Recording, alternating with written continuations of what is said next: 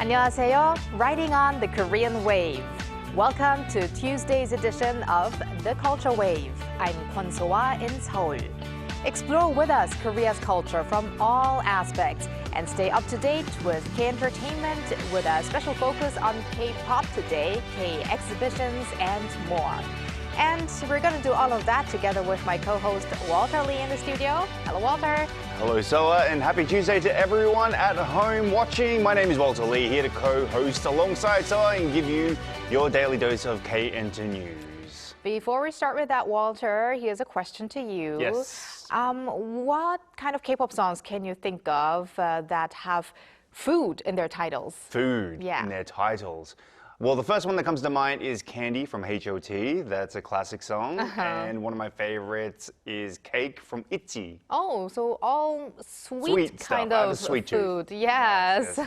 But we're going to talk to a K-pop expert later in this show who knows many more of those songs.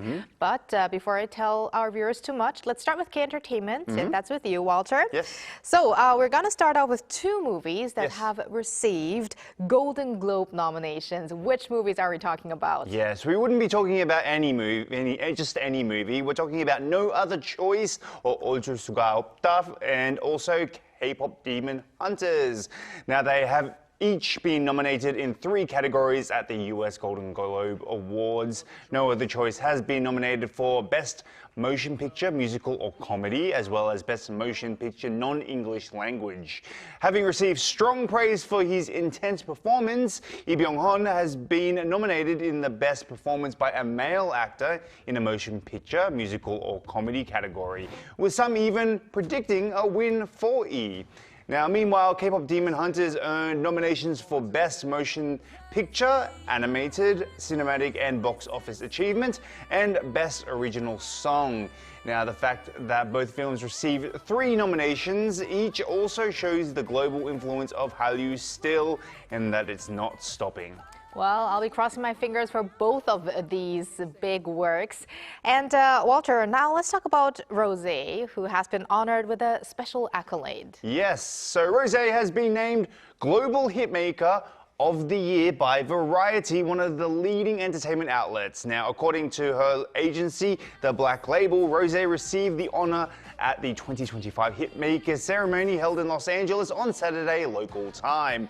Now, the Hitmakers Awards spotlight artists whose work has achieved significant mainstream impact throughout the year. And of course, Rosé was recognized for her song Aparte and her first full-length album, Rosie.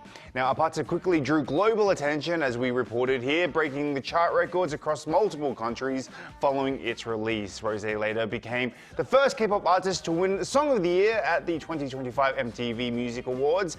She also reached another career milestone at the Grammy Awards, earning nominations for Song of the Year, Record of the Year, and Best Pop Duo Group Performance, making her the first K-pop artist ever to be shortlisted in 2 of the Grammy's major categories. Excellent achievements, Rosé.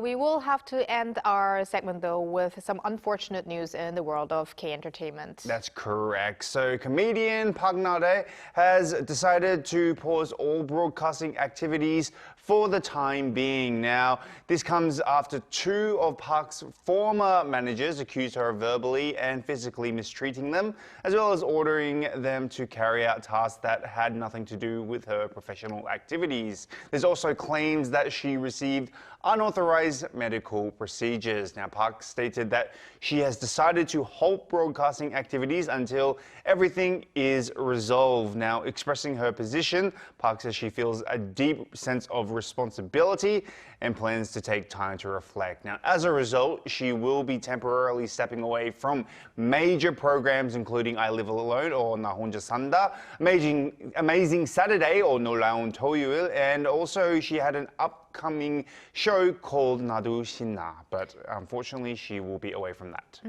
Okay, thank you for those updates, Walter, and stick around. Will do. And now let's move on to our AI anchor Arang for more on the culture front. Arang? Hello and welcome to your AI guide to the latest cultural updates from Korea. Here's our top story. The government plans to integrate the KTX in SRT high-speed rail services by the end of next year. It will roll out in phases, starting in March with SRT trains operating from Seoul Station and KTX trains from Susa Station. The Land Ministry explained that gains from integration would outweigh the inefficiencies of maintaining separate, competing systems. Through the full integration of the dual high-speed rail system, the government aims to expand bullet train operations nationwide, improve passenger convenience, and boost tourism by providing easier access to major destinations. The 28th Homigo Sunrise Festival will take place in Puang, Gyeongsangbuk-do Province, to usher in the new year. The event will be held around Sunrise Plaza in Homigo-myeon, southern Puang, from December 31st through New Year's Day. Various hands-on programs, including a farmer's market and New Year's fortune draws, will be offered to visitors, followed by countdown performances from 11 p.m. Just before sunrise, a special bamguk ritual performance combining tightrope walking, traditional music, and mask dance will be staged to welcome the first dawn of the year.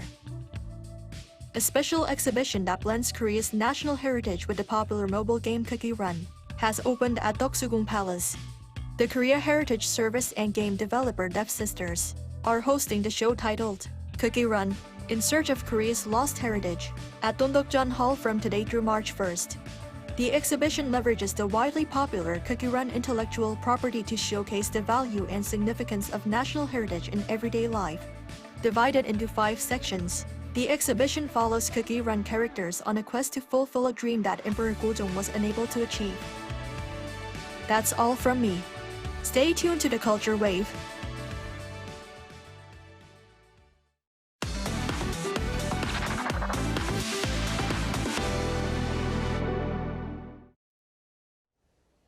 Here's something for fans of museums and Korean history. The National Museum of Korea has assembled an extensive exhibition about Admiral Yi Sun-sin, presenting many facets of the hero and his lyrical sensibility. Cha Yoon-kyung reports. The Imjin-jangcho, or the drafts of the Imjin War reports on the military situation during the Imjin-weran, or the Japanese invasion of Korea in 1592, that were sent to the king. The drafts contain valuable information about the military strategies, situation, and even plans to secure supplies. Those who seek death shall live. Those who seek life shall die. My whitening hair troubles me, only because my venerable mother still lives above. In the Nanjung-ilgi, we can find an ordinary man who yearns for his family while reflecting on his responsibility as a commander. Today we walked all day beneath a rain of blossoms. The moonlight was picturesque, and the waves like silk. How a single human being, with such lyricism and tenderness in his heart, could still achieve 23 victories in 23 battles is beyond comprehension. The ceremonial 2-meter-long sword embodies the resolute determination of Admiral Yi as a commander, while the delicate peach-shaped teacup touches upon the lyrical sensibility of the human side of Yi Sun-sin. In commemoration of the 80th anniversary of liberation, the National Museum of Korea has assembled an exhibition that presents not only the many facets of the hero who earned a string of victories, but also the vast records produced by later generations who honored him. And there are the heart-rending letters from citizens who emptied their piggy banks and saved even cigarette money upon hearing the news that Admiral Yi's tomb was to be put up for auction. The story of an elementary school student of the time who wrote a letter to express their heartfelt devotion to Yi Sun-sin after reading a newspaper series about him is also striking. The 80th anniversary of Liberation special exhibition, the Great Admiral Yi Sun-sin, is being held from November 28th until March 3rd next year at Special Exhibition Gallery 2 of the National Museum of Korea. Cha Yoon-kyung, Arirang News.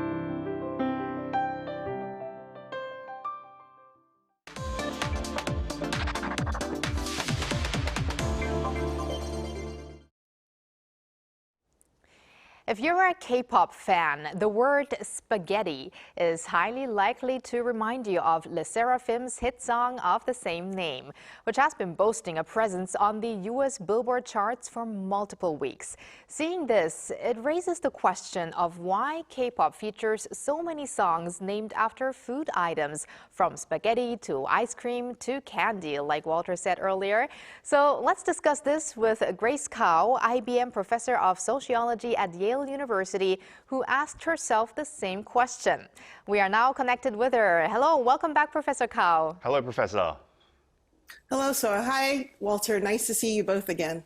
Happy to see you. Okay, so Professor Kao, you recently wrote a column about this food song phenomenon in K-pop. What inspired you to choose this topic, and what key points did you want to highlight? Well, so I've always noticed it actually, but spaghetti, I guess I really noticed it with spaghetti because it was about a savory dish. I know that sounds kind of ridiculous, but I'm like, oh, there's been lots of songs, but they're all about sweet things. And I'm a huge BTS fan. I love J-Hope. And so here's LE SSERAFIM doing spaghetti and J-Hope is in it. And I thought, oh, he also had chicken noodle soup. And then that sort of got my brain thinking about, oh, are there other savory dish songs versus sweet food songs? So it sounds kind of silly, but it was a fun exercise.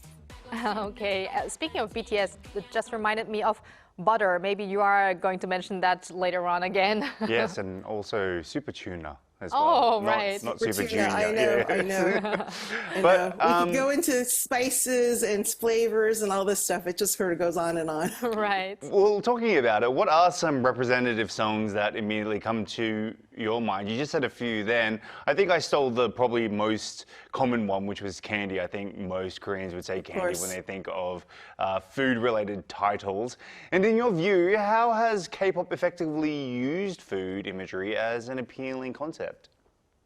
Yeah, so like you mentioned, I mean, the first candy song, of course, we all think of as H.O.T., but of course there's other songs with the word candy. Baekhyun of EXO had candy. There's songs with cake, ice cream cake, every variety you can imagine. So I think when I think about the sweet songs, I mean, that's exactly what we think of when we say bubblegum pop, right? It's the light songs you hear in the summertime. You might think of it as really something that younger people might sing. So you expect a young idol group to sing about candy or cake and so forth. So I think that's the first thing that comes to mind. But spaghetti to me is different because it's kind of aggressive, actually, and maybe we can talk a little bit more about that. But it's not your typical, sweet, girly kind of song. Right, and K-pop idol groups, they are known for their very distinct concepts. I mean, it usually changes from album to album to season. They always try to make it unique in some way. Now, how is the theme of food used differently depending on each group's image or identity? Yeah, I think, some of it might come with age, right? So younger girl groups, as we talked about, thinking about ice cream and candy, it's very light-hearted. But maybe the boys, as they age, can get a little bit more masculine, and perhaps the songs can refer to slightly different kinds of imagery. So from something that's sort of light to something that could be a little bit more explicit. So I think that's how people can play with these images. But I bet if we sat down, we could probably think of at least a few food songs by every single K-pop group we can imagine, right? But I do think the majority are sweets. But of course, there's a whole genre of songs about different flavors, right? Sweet, sour, and then we can go into all the beverages, the condiments, and so forth. So, and partly I think it's because K-pop groups have to come up with so many different ideas for songs, and so food becomes something that's really handy.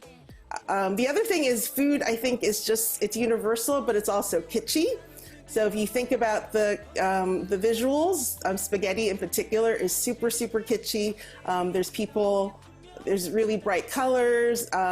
Spaghetti represents LE SSERAFIM, and they're serving up themselves. That's why they're giving you the spaghetti from the food truck. And it reminds me, of course, a lot of the first song that I think of is Orange Caramel's Catalina, which is really the most kitsch, K-pop song in my opinion. And all my students love that video.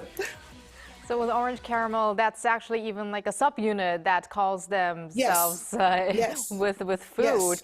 And when we started with the segment, I actually couldn't think of so many titles, but listening to you, Professor Kao, gives me so many new titles popping up in my head. For instance, as you mentioned, beverages, we have Soda Pop, actually, from KPop Demon Hunters very recently. Absolutely. Yeah.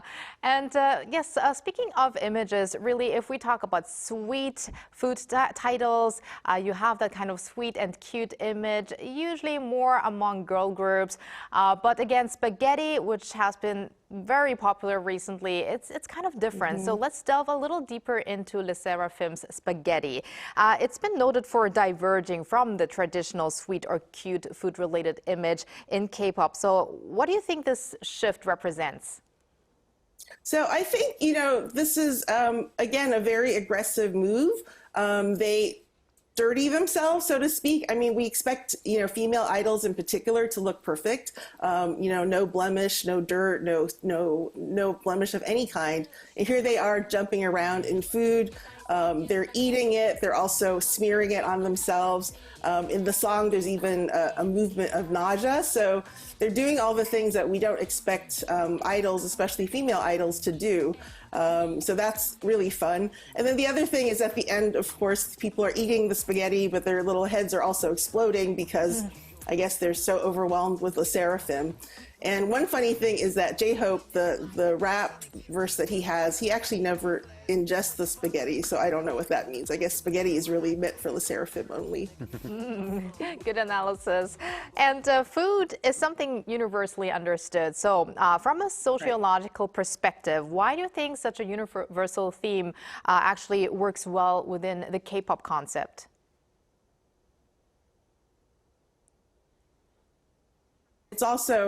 It's pretty hard to offend people using imagery of food, and I think it's sort of an easy way to, as a analogy for all kinds of other things in life, but in a very lighthearted way.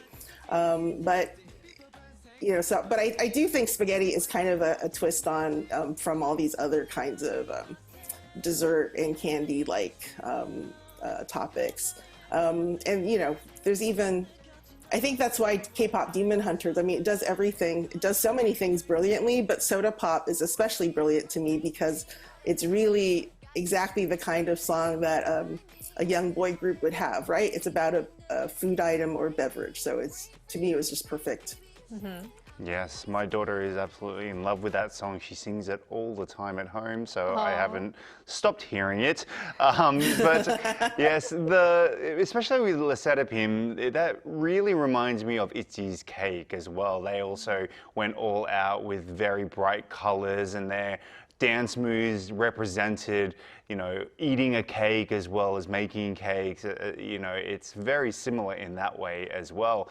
Now, is this abundance of food-themed songs unique to K-pop, or I'm trying to think of Western songs that actually have food, and all I can think of is Weird Al Yankovic's "Eat It." Yes, exactly. You have read my mind because I think because it's so kitschy. So I thought of Millie Small's My Boy Lollipop, which is an old song from the 60s, and she was a young girl at the time, so that seems appropriate. She's talking about teenage love.